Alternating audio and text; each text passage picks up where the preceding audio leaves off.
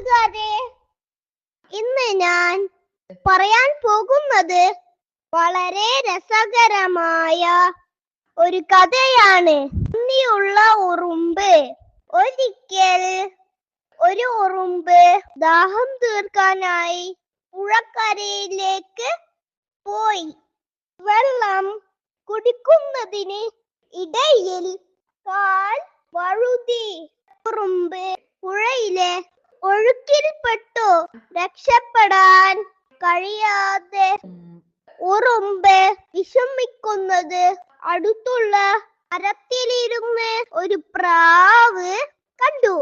പ്രാവിന് ഉറുമ്പിനോട് പാവം തോന്നി. അത് പെട്ടെന്ന് മരത്തിലെ ഇല എടുത്ത് പുഴയിലേക്ക് ഇട്ടുകൊടുത്തു.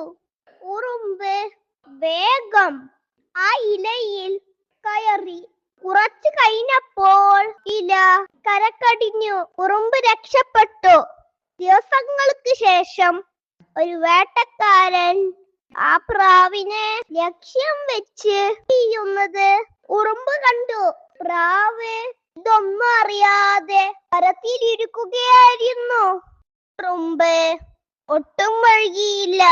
വേട്ടക്കാരന്റെ കാലിൽ ഓടിച്ചെന്ന് ആഞ്ഞു കടിച്ചു. വേദന കൊണ്ട് വേട്ടക്കാരൻ പുളഞ്ഞു. അയാളുടെ ലക്ഷ്യം തെറ്റി. ആ ശബ്ദം കേട്ട പ്രാവ് പെട്ടെന്ന് പറന്നുപോയി. ഉറുമ്പ് തന്റെ ജീവൻ രക്ഷിച്ചതിന് പ്രാവ് നന്ദി പറഞ്ഞു.